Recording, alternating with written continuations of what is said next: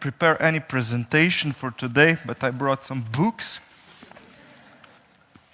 because I heard it's a librarians conference, so we need some books, plus something else, a smartphone. But let's start with an experiment, if you agree. So, yeah? Okay. So please close your eyes, all of you. Close your eyes. Also the technician, close your eyes. And now, with closed eyes, please hold your phone, your smartphone. Please touch your smartphone, hold it in your hand, and raise it up. When you find it, raise it up, really high in the air, like the Statue of Liberty. Higher, higher, like the Statue of Liberty, you know. But you're looking. No, we're not doing the selfie. Just close your eyes, raise it up, higher. Yeah, like this. And now please keep your hand like this and open your eyes. Open your eyes and look around. So do you know what is this? So this is the digital transformation. And we live in the era of the digital transformation. We even have in Slovenia the Ministry of the Digital Transformation. And for me, in this syntagm, the digital transformation, this part has become really interesting, the transformation. So it reminds me a lot of the Metamorphosis by Franz Kafka, you know the short story, of course. You know how Gregor Samsa woke up one morning and he realized he has transformed into an insect. So is this the transformation? Into what is the human transforming or has been transformed in the process of the digital transformation? So this is what I have been researching and wondering for the last 20 years or so, researching the human technology interactions. So one thing that has happened to us in the process of the transformation, what you do here is the most normal thing. So you're inside. So the contemporary human is indoors 93% of time, and you sit. So this is the most normal thing for an adult human being. So we sit 9.3 hours per day. And in this process, the Homo sapiens has transformed a little bit into a creature more similar to corals on the coral reefs, you know, being inside on a safe space, sitting, being immobile. So the second trait of the contemporary time is the life in front of screens. So we complain how much time our children spend in front of screens, but we are in front of screens more. So adults, currently 8 to 9 hours per day in front of screens. And this is probably the most important screen in your life. I will come to this later, to the statistics of how much time we spend in front of smartphones. The third trait of the digital transformation is the rise of the artificial intelligence. So I'm sure you've heard about the ChatGPT, right? You have. Okay, now a tricky question. Does anyone here in this room know what does this acronym GPT stand for? Wow. One applause, please, for the gentleman there. Why do you know this? I mean, and how comes? I asked the same question, 500 computer scientists at Brdo conference, and I think only 3 or 4 knew. So how comes that you know? I'm interested in that stuff. We are all interested in that stuff, but we don't know it by heart. But I'm sure all of you know what the word chat means, right? Chat means to talk with someone.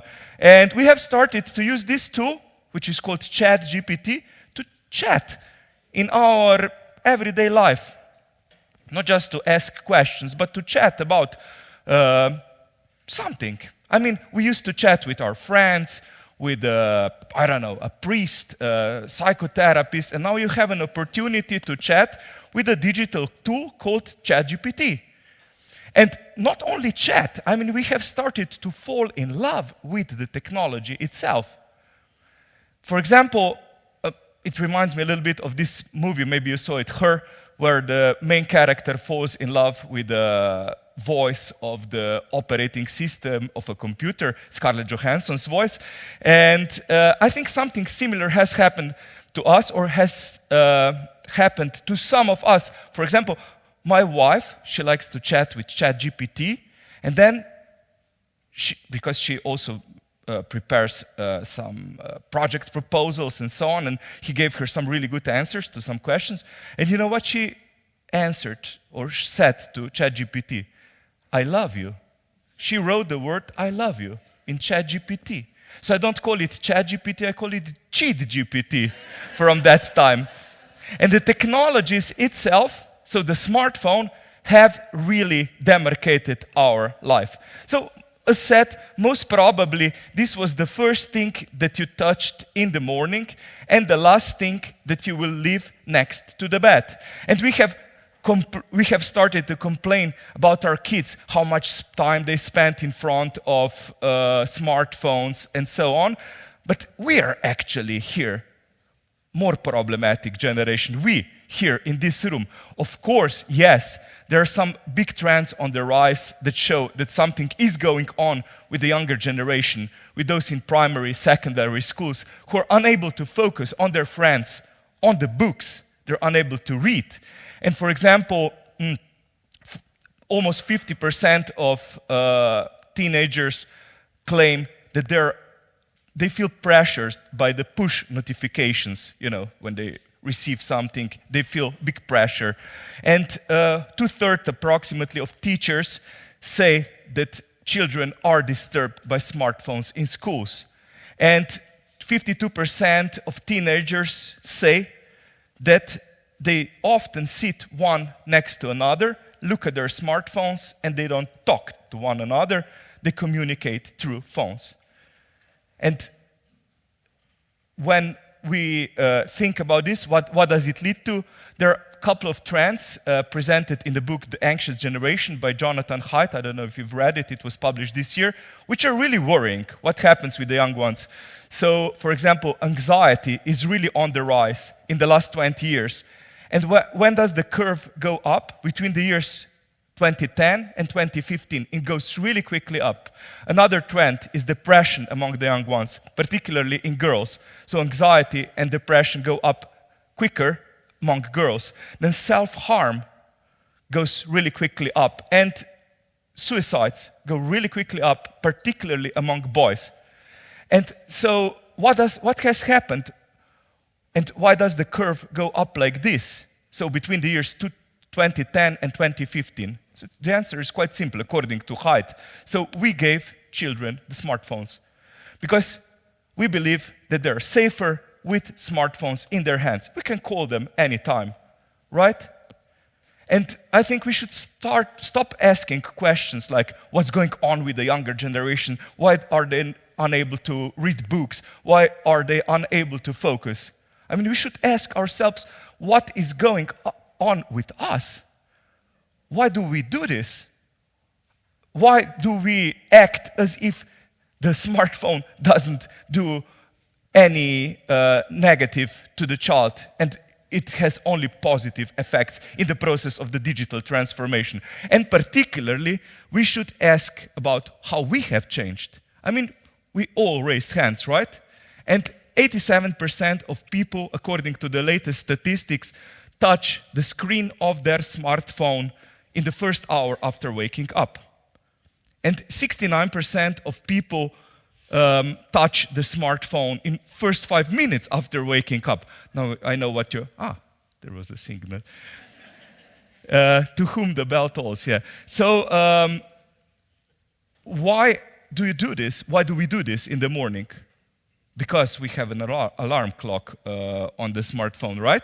But you don't check, I mean, I don't switch off only the alarm clock, then I check the news. And what happens in the news? The crisis, of course. So I will check it for you right now, so you don't have to do it.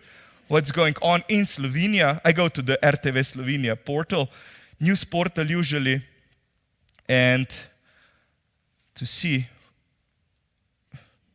well, the signal is off. It's here. Trump threatens Mexico, Canada, and China because of the tariffs. Yeah, wow, they took somebody's, in Greenland, they took somebody's child, and they want to stop some problematic tests for parenting. And then we have, somebody saw yetis and yaks in Himalaya. But anyway, the first 3 news is the crisis. So we wake up with the crisis, we go to sleep with the crisis. So we don't wake up by the alarm clock. The crisis is our alarm clock. So whether you check the news portal or if you check the social media, there is a kind of crisis going on. There is something bad going on. This is why we wake up. So 69% of people touch their smartphone for the first time in the morning. And we touch the smartphone, the screen of the smartphone, because it counts how many times you touch it, 2,617 times per day. Do you touch anyone 2,607 times per day? Hopefully not. I mean, that person would get crazy. But this has become really like so indispensable part of our lives that we have to keep checking what's going on. Over 100 times per day we open, check, whether standing on a bus stop or being in a library or during a class, whatever. I mean, we have to check what's going on really often and in very intimate situations. So this is interesting that 10% of people check their smartphones during sex.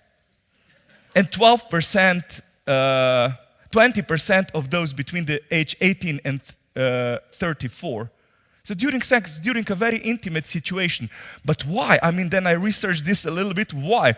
So the thing is not like answering to emails, you know, joining work and pleasure, for example, or texting one to another. It's not the situation actually yet. But the thing is, what happens? You get a push notification, and the phone makes ping, and we are like those dogs of Paulo, you know, who started to salivate when they heard the bell ring. And we have to check. We have to check at that very intimate moment what's going on with our friends, with our family, with our relatives, with whoever is connected with us on social media. And so actually, often, also in these intimate situations, we are not in monogamous relationships anymore. We live in a kind of polyamory with 4,500 friends on Facebook and other social media, being constantly connected to others. But this is not even the most bizarre fact and statistic. So 12% of people shower with their phone or somewhere next to them. So this is why we get more waterproof smartphones now. And you even can buy some kind of suction cup so you can put it like this to watch Netflix while showering, or turn it around if you're presenting on OnlyFans or whatever. What's going on under the shower? So what has happened? What has transformed in the last 2 decades or so, while we have been living with the social media, with the smarter and smarter phones? So first thing is that what we called the risk society in the middle of the 80s, so risk society is a term used by Ulrich Beck, who wrote a book with the same title in the time of the explosion of the Chernobyl reactor, 1986. And what does the risk society mean? So everything, I don't have any window here, but well, luckily we don't have a window because it's safer indoors, you know. We're in a kind of bunker. Here is approximately safe. Everything outdoors is dangerous, so don't go outside. There are crazy drivers, drunkards, there is the pollution, there is the, I don't know, radioactivity and so on. So everything outside, I can see some light there. Don't go out. I mean, I wouldn't advise you to go out. Stay indoors. So this is a safe place. So from this situation in the 1980s, we got into 2 different types of societies. One is the society of the spectacle, and another one, the surveillance society. So first, a little bit about the society of the spectacle. So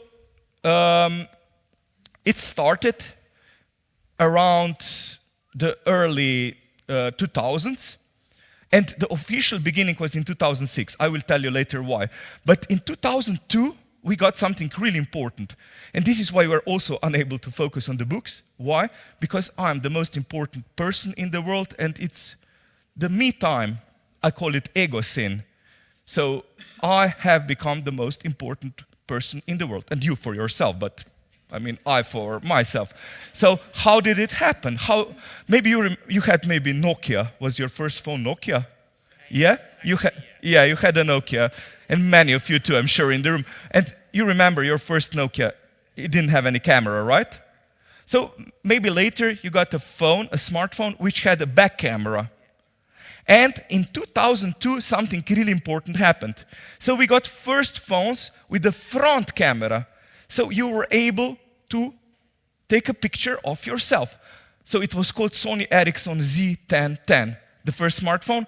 It was like foldable phone. You opened it, and then the idea of the engineers, the designers, was that somebody, a businessman, let's say from New York, talks to somebody from Paris, and they make a video call. Next to the camera was even written, video call. But what happened actually? So this contemporary Homo sapiens opened this phone, wanted to make a video call, looked at himself and said, oh my God, I mean, I look really good. I have to make a photo of this. Smiled and made a photo of himself. And then sent it to other people via the social networks or forums and so on. So in 2002, we got the first selfie, or around that time. So this was the beginning of the age of selfies and the age of self. And imagine now this situation, which has become completely normal. If you go somewhere, if you go to Paris, and if you don't make a selfie with the Eiffel Tower behind you, I mean, why did you go there? Doesn't make any sense, you know? I mean, otherwise you just wasted your money traveling there and time. I mean, you should make a selfie. But imagine now, 30 years ago, some of you still remember this situation, let's say somewhere on the Croatian beach. Imagine now a man of my age, I'm 49 years old, who comes to the beach in his bathing outfit, and then grabs a camera, not a phone, a camera, turns it to him, smiles. There is a beautiful sunset behind him on the beach, and he smiles and makes a selfie. I mean, he does it with a camera, and then he goes to this, how do you call it, photographer, or not a photographer, photo developer, and that person says, I need 100 pictures of myself, and then he gets 100 copies of the pictures of himself, and then he goes back to the beach and distributes photos to random people around, and then he goes to a restaurant, and then gives pictures of himself to other people. What would you think about that person? There's something wrong with him, right? But what has been an unusual trait, I mean, this would be a sign of complete narcissism, has become something completely normal now, right? So this is the new normality. So it's me time, the time of ego sin, when it's normal to take a photo of yourself, share it with others. And the official beginning of the age of ego sin is in 2006. I'm sure many of you know who Taylor Swift is, right? So, you know? Recently. You found out who she is. I know her recently. I mean, You met her? no, I'm not. But I know about her since a recent time. Yeah, me too. And I had the most problematic statement on the national television ever. So in Slovenia, we were. So you can talk about everything here, about the politics, about the whatever, books, reading, pandemics, whatever you can say in public, except two things are problematic. Cars, car ownership, and Taylor Swift. The second thing. And the TV crew came to me and asked, what does an anthropologist think about Taylor Swift? And I said then, yeah, I know she's famous. I know she makes earthquakes when her fans jump on stadiums. I know she supports Kamala Harris, and then Trump is angry with her. But this is the problematic part. I don't know any of her songs when I hear them on the radio. I got a message, oh my God. I didn't switch off my phone.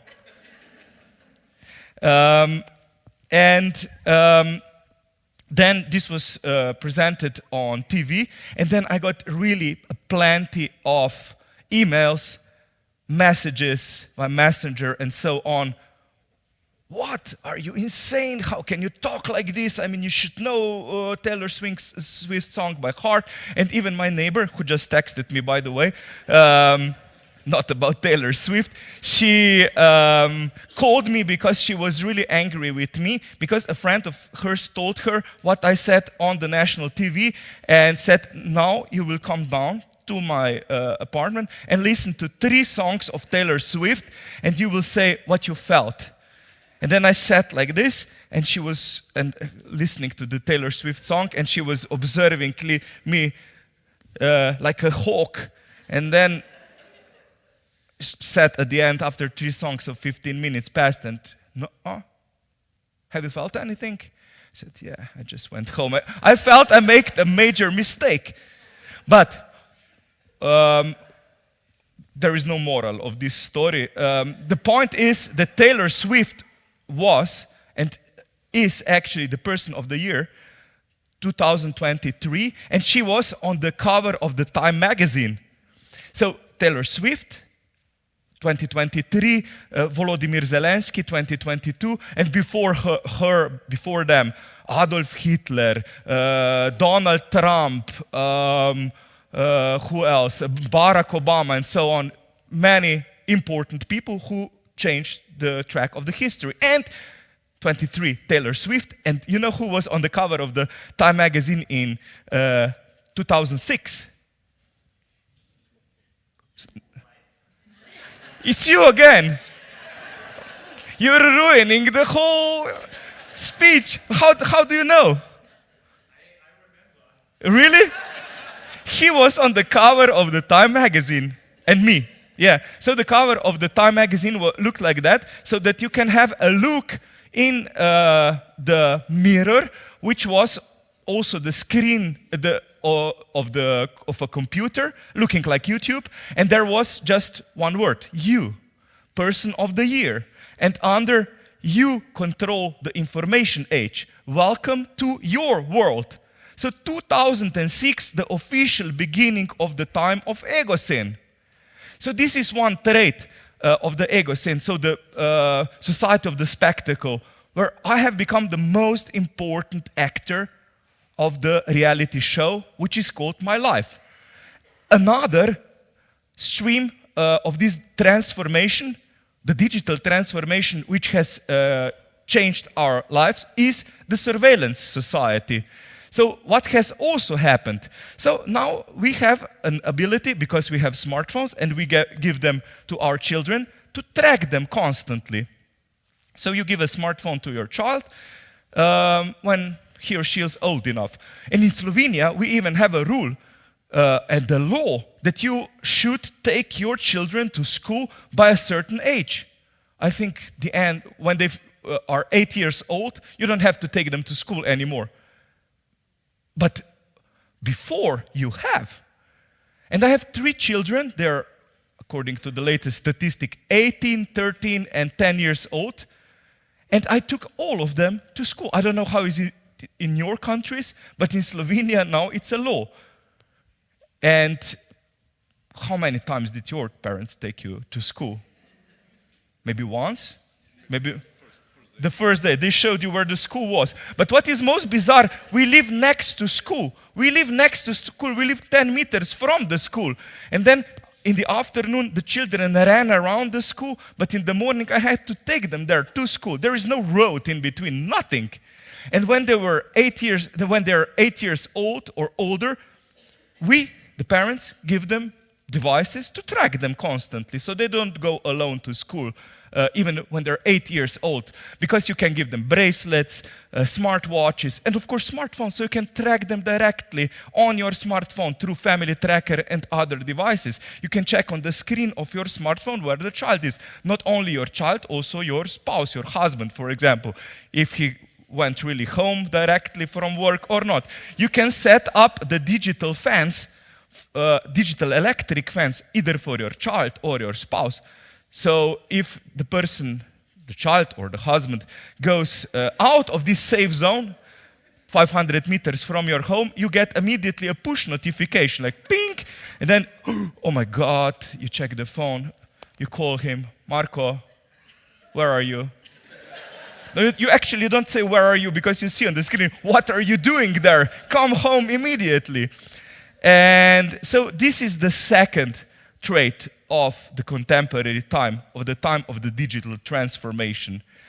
And the next thing is, and this is what I describe in these two books, that are titled Chrysolation. So one is a novel, so my first experiment with fiction, and another one science, so together they're science fiction book couple. The title of both books is Chrysolation. So I try to bring together two words, crisis and isolation, because crisis has become, I think, bless you, the central word of the contemporary time. The crisis is not what it was in the past. We live in the time of permanent crisis. The crisis was a short moment in, it comes from the medicine, the word, in the patient's recovery, where either he would die or survive. So this was the crisis. Bless you again. And now we live in the time of a permanent crisis, where if we don't wake up with the crisis, then it's not normal. It's not a normal day. Imagine now a day when you check your smartphone and there is no crisis. What's going on?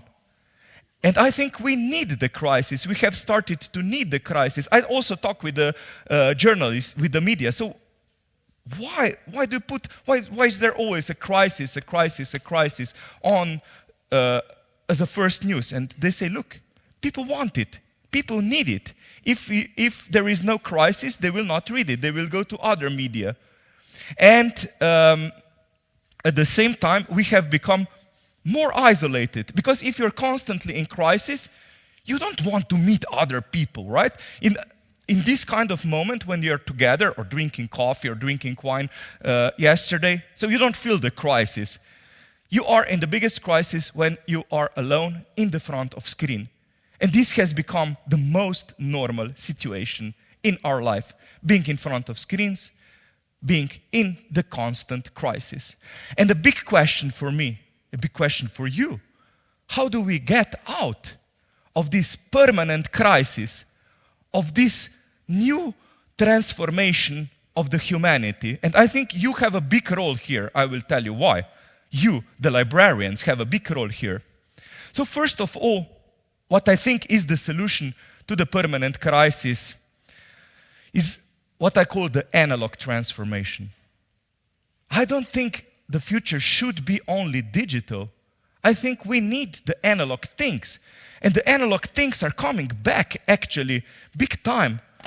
Like, this is the book titled The Revenge of Analog. I brought it with me on purpose. And it presents some non-technological, non-digital solutions that are coming back. Not only the books, the printed book, which is different. I mean, it feels different than an electronic book. We also read it in a different way. But also other things like vinyl records. Maybe you remember, like, I don't know, 30 years ago, you went to a shopping center or a mall, and there was this shop with music. And first, they had the vinyl records there. Then there were CDs. Then there was nothing there because everything was streamed. Or maybe there was underwear there in that corner where the vinyl records used to be. But what are there now? The vinyl records are coming back. And I think those who are who have started and supported the digital transformation. For example, the techno-feudalists of contemporary time, as Yanis Varoufakis calls them, are really aware of the value of the physical. You know who is the biggest owner of farming areas in the US? Bill Gates. So he has over 100,000 hectares, which is the area bigger of the Triglav National Park. Why? He knows what is the value of the atoms, not only of the bits. And we have to be aware of the value of the atoms too. Also in the time where there are more and more so-called smart devices in our lives. So by the next year, 2025, so this is not a futuristic future 100 years from now. By the next year, we will live on this planet with 75 billion smart devices. Smartphones, smart pens, smart books, smart computers, smart toilets. I mean, actually, you can buy a smart toilet which measures and also analyzes your excrements, and then you can get immediately on your smartphone while sitting on the toilet what's your health. You can send it directly to your doctor. Your insurance agency might be interested in this data, and so on. Imagine now the hell we could have by the next year. Imagine now a kitchen of the future where you have everything smart. Smart clock, which wants to talk to you, smart oven, or you don't even have to be in the kitchen. You can be on the seaside with your smartphone, relaxing, reading the news, checking the crisis, and then ping! Oh my God, the refrigerator has 3 degrees more. Wife, let's pack the things, let's go back to Ljubljana, let's solve this crisis. So the refrigerator, if you're really smart, I mean, be quiet. I mean, I want to have peace and quiet, and this is what we urgently need. More peace, more quiet. Second, what I want for all of us, and this is also maybe something that you can use while thinking about the future of the libraries, people urgently need oases of privacy, peace, and quiet. They're ready to pay for it. They're ready to come to this kind of places because they're overburdened with information. And for example, last year, we organized a conference at Brač, so it's a Croatian island, and it's a conference titled Why the World Needs Anthropologists, and the topic was the power of isolation, the annual topic. And the rule was we set up the rule. So for 3 days, we will be on the island at the conference without smartphones, without selfies, without posting in social media. What happens on the island stays on the island. For 3 days. We set up this rule, shared the news around the forthcoming conference, and I said, we have a problem. I mean, nobody will come to this conference. I mean, everybody wants to be there with a smartphone. You know what happened? In 1 day, we got 200 registrations. In 1 day. Why? Then we ask people, why did you come? Because we wanted peace and quiet. We wanted to focus on other people. People want that. Also in schools, for example. This is why I think we urgently need in Slovenia too, like in other countries in Europe and elsewhere, the ban of smartphones in primary and maybe also secondary schools. Why? Because children are unable to focus on what's really important in life. And now I will say something heretic. It's not only books. It's also other people. And now, I mean, I've talked to many headmasters, headmistresses, teachers, parents, and children. Ask them, so what's going on in schools? Children told me that they're afraid to go to the toilet because somebody might record them while being on the toilet and put this on TikTok or Snapchat. Teachers told me that they're being recorded during classes and then fake Instagram profiles are made with their videos on, with their photos on. And children, neither children nor teachers have peace and quiet to focus on the important things. I argue we need more teaching about the computer science, about the engineering, about the digital transformation, about the algorithmic thinking. In language classes, we need more information about ChatGPT and other large language models. Absolutely. But I think we need to give and help also our children to get some peace and quiet, to be able to focus. Because focus is now really disappearing, not only among us adults, but among children too. And they deserve some time to focus, to be able to read through the book. I mean, now it's a big achievement if you're able to read a book. It's really difficult. It's a challenge. And for me too, I mean, if I get 15 push notifications while reading, I don't know, one page of the book, I cannot focus. And I mean, the researchers show that immediately when you get a push notification, your concentration drops, and it's all concentration is on the phone and not on the book and or on the friend during intimate situations, for example. So let's give people peace, quiet, and privacy. And you have an opportunity to establish libraries of the future which will achieve that. What I will also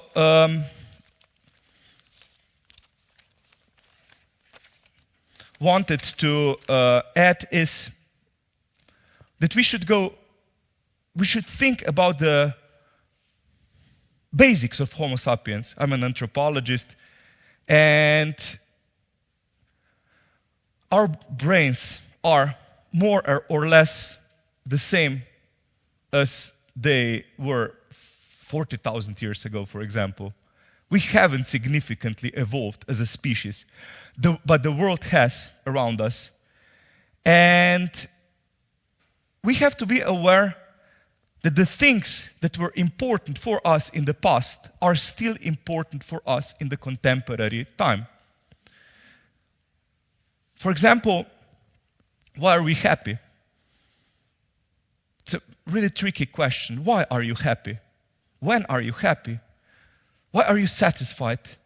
And this is the question that was asked in the longest longitudinal study of the so-called Harvard study. Maybe you've heard about it. It's going on now for over 80 years.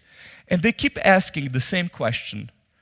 The same participants of the study, I mean, many of them died. I think over 600 were there at the beginning, and now it's just a couple of them alive. But they added new ones, and keep asking them, why are you happy? Why are you satisfied? When do you feel lucky or fulfilled in your life? So, very difficult question. So, when do you feel fulfilled? And interestingly, after 80 years of this study, the result is only one. So people are not happy, fulfilled in their life because of first, I don't know, the total wealth or that they have. They're not happy because of the social capital. So neither financial or social capital is not the reason. But I'm speaking now about this social capital that we imagine now as a capital. So 4,500 friends on Facebook. And I think nobody has said that we are fulfilled and happy because of the 5 years and 4 months that we spent on social media out of 80 years of the expected lifespan. So this is the actual current statistics. So the answer is only one. We're happy because of our nearest and dearest. Very simple. The people next to us. And it's not thousands of people next to us. It's a couple of people. So these are our friends, our relatives, our co-workers, the people we like and love. Our parents, our siblings. And what is the problem? We keep forgetting about them in the contemporary time. So the number of friends is actually declining significantly in the last couple of years, in the last 20 years or so. So the time of teenagers spent for their friends went down from 160 minutes 20 years ago to 50 minutes. Because friends take time. And we think we have less and less and less time because we spend so much time in front of screens. And we forgot about the value of friendship in the physical reality. And this is why I think we should remind ourselves more often what is also the point of life after all. I mean, after 80 years of this research, then you realize this is the point. So it's people here in this room are the point. And so to conclude, and maybe then we have some time for some questions, I wanted to present, now really to summarize this, what I call the keys to get out of the chrysolation and to use the digital transformation in the best possible way, to remain humane and humans in the time of the digital transformation. So first of all, if possible, don't forget about your nearest and dearest. Yes, it takes time.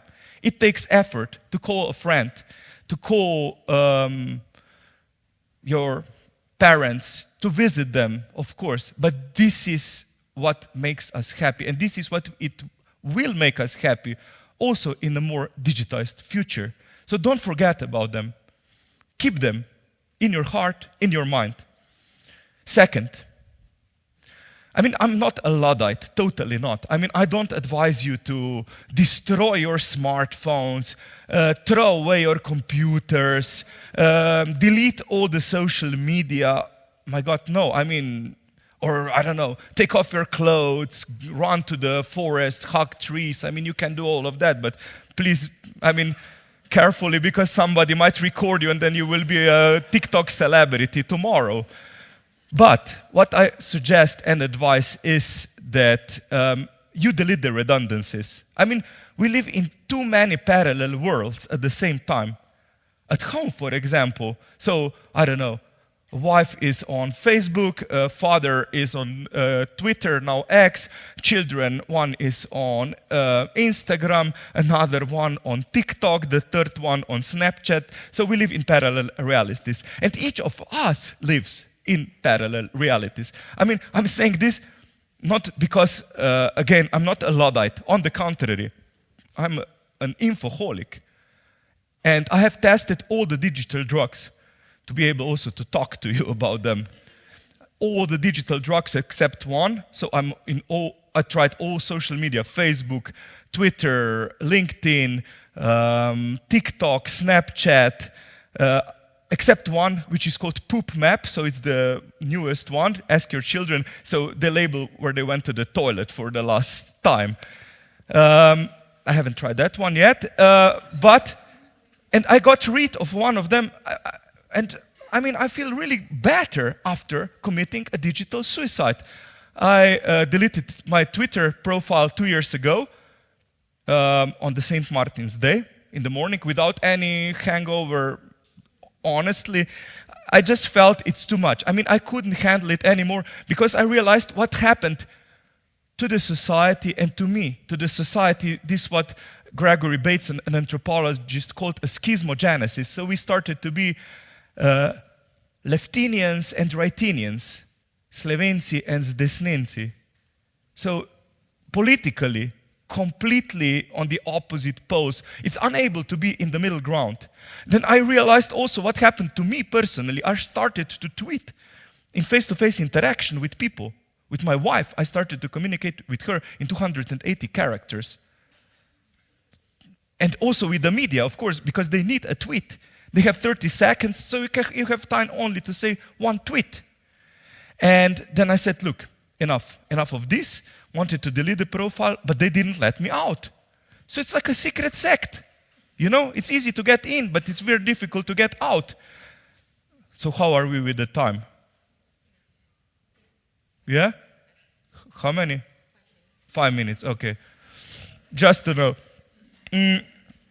And yeah, then I wanted to get out, and then the Twitter said, Do you really want to leave us? I mean, you have another chance now. You can change your mind. I said, yeah, I really want to leave. Oh, but you're... And so on. It lasted for a month or so. And the people who got most angry with me before for my posts said like, oh, you peed in your pants now.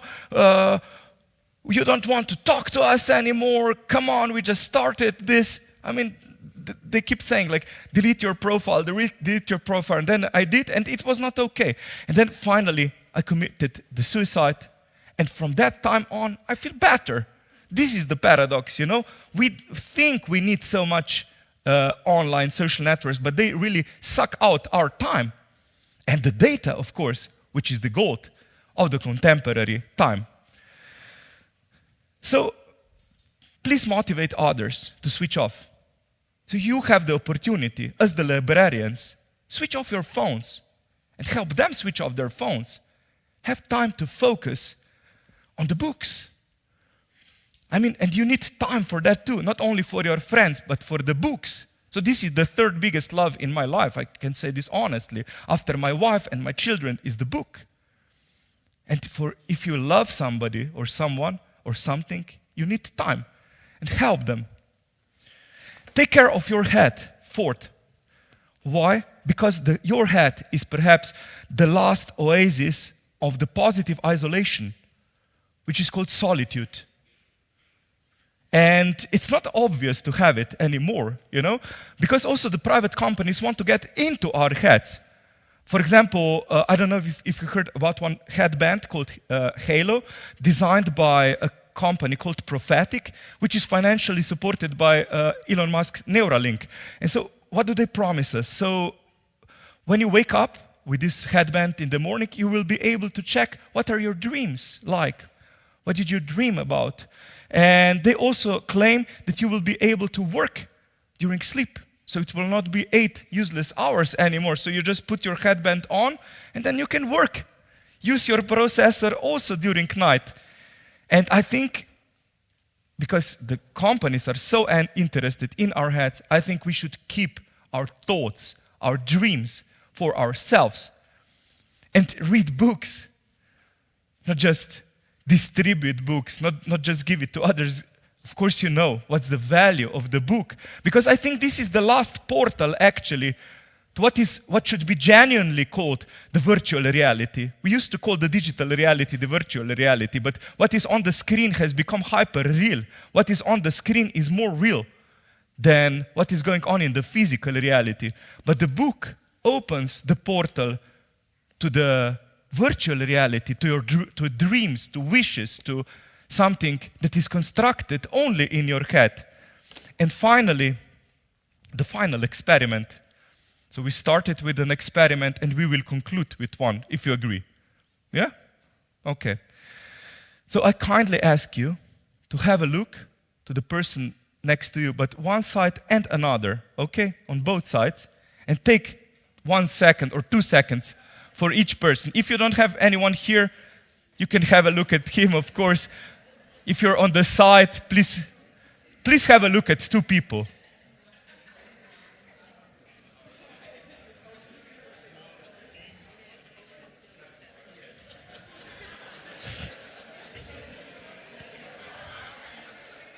Okay, so the end of the experiment. Have you noticed something? You started to laugh. And this is where the happiness is. It's not inside. It's right beside you. This is where the happiness is. And I think we should also conclude this era of ego sin, the obsession with ourselves, searching of happiness inside us. I mean, you can check in your belly button for the whole afternoon. If you find any happiness there, please let me know. I went to a colonoscopy this January. No happiness inside. I mean, but go to the colonoscopy anyway. Because where is the happiness? It's here, in this room. And this is why we need conferences like this one. This is why we need people next to us. This is why we need to talk to people. This is why we have to celebrate together, have fun together, be able to interact face to face. Because it is a very humane experience. And of course, we need books. We need the books because they are those that connect people. We need this intersubjective experience of reading the same book. And this is what I think is the future. And I did not give up on the value of the books in contemporary time. On the contrary, I love them even more. Thank you.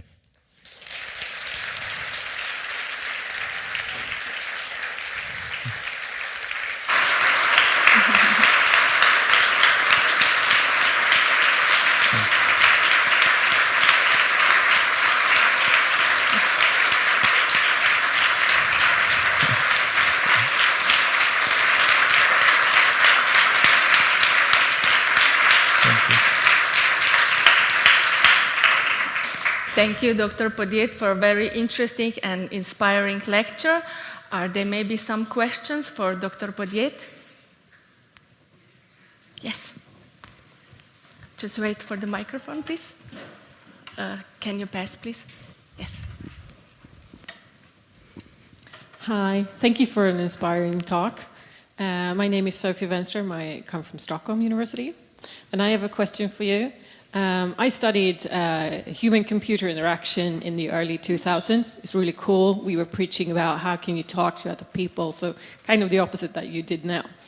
But I'm thinking, so the thing we preached at that time, maybe like we're preaching open science now, I don't know, but that we were able to connect with people on a global scale. It would, look beyond your nearest, go beyond your bubble of thoughts that you have. So how do you see, is there a risk with this isolation that you propose, which I do like, by the way, or is that just a fear, like any other fear, that we will isolate ourselves and then isolate our thoughts and then stop interacting? Because I guess that's the upside of the digital age, that we can talk to people across the globe without having to be restricted by the place. What do you think about that? Is there a risk or is there an opportunity? Mm-hmm. Thank you. So I don't know if you read Isaac Asimov, science fiction writer. So he had a couple of very interesting novels. I mean, many of them, but two of them are really stuck in my mind. So one is The Naked Sun, and another one, The Caves of Steel. And science fiction which presents Earth in the future, I think in the Caves of Steel, where all people live under some kind of domes, 8 billion people on the planet Earth. This is the current situation, actually. And they are really closely together, but really afraid to step out. And they're isolated while being in a hyper-connected world. Then he presented another planet in the book The Naked Sun, called Solaria, the Solaris, I think. And on that planet, there are much less people, I think 20,000 in total, and each of them is supported by thousands of devices, like robots, smart refrigerators, and so on. So each person is completely isolated, but being supported with the smart devices. And how do they communicate? Via some kind of holograms. So they also don't have sex. I mean, they just have it once, just for the reproduction, not for a recreation, but for reproduction reasons. And the number of the people on the planet is kept the same. So why I presented this? Because I think both visions of the future of Isaac Asimov have realized much quicker now. We live in the time where we have a feeling we are completely connected, but also feel lonely and isolated. A very strange situation. So loneliness is something that kills more, according to the World Health Organization, kills more people per year than smoking and obesity. People die alone at their homes. And there is even in Japan, there is the term called hikikomori. I don't know if you heard about it. When people just, young men, for example, they just stay at home. They just go out to get some food and then go back home. And if they disappear, nobody will notice. And in this book, The Crysolation, I presented story about those kind of people. For example, there is one, not story, actual story. I mean, this is the science part of the science fiction couple. There's one story about a woman from Poland who, during COVID, stopped talking to people face to face. Because she worked really well, staying in her apartment in Poland. She worked for companies from Paris, New York, London, and so on. Earned quite a lot. Food was delivered to her home contactless. And then, after 1 year, she saw one person face to face. It was a couch surfer that came to her place. So she said, look, I need somebody to talk to. And she was really afraid of the person. But not because he would want to do some harm to her, but because she couldn't communicate with the person anymore. She was used to talking to people from 40 centimeters distance, like the screen is from her face. And the person was moving in the room, talking to her. And she said, look, I cannot focus on that person anymore. And I think this is one of the dangers that we are not even aware of, that we are losing the physical touch. And it's important to train it. I mean, what we do here is a rehearsal of the physical touch. And for me, I mean, what has happened, I think COVID was a really important time, not only for librarians, but also for anthropologists. Because, I mean, I had, for example, classes for 4 semesters, 2 years, remotely. And in my head, people disappeared. And they actually disappeared. I mean, the screen looked like a graveyard with only black squares, white names. And it was only me in the time of the ego scene talking to myself, to my own image on the screen. And what has also happened, this is also interesting, when you talk to somebody looking at yourself, we have for the first time in life also, in the humankind history, also an opportunity to look at yourself when you talk to others. Something really new, and I don't know if you noticed that, so people start to turn around their head like this. When they talk to you on Zoom, because we're focused on ourselves, on our own image, how do we look for others? And this is why we need this kind of rehearsal, like here, because this is the opposite of loneliness. And I think you're from Sweden, you said. So you invented their Sony Ericsson Z1010, but in the country next to you, they invented Nokia. And what was their slogan? Connecting people. Very similar to Facebook's slogan, if I remember correctly. But interestingly, all those countries that were really early in introduction of smartphones are those that are banning now smartphones from schools. Norway, Sweden, Finland, the United Kingdom, France, Italy, hopefully Slovenia in the future. And I mean, Finland is our role model according to their education system. And why are they banning this smartphones from school? For students to be able to focus on what's important. And not only them, also the schools in the Silicon Valley, the inventors of smartphones and inventors of social networks send their children to private schools where phones are completely prohibited. Why?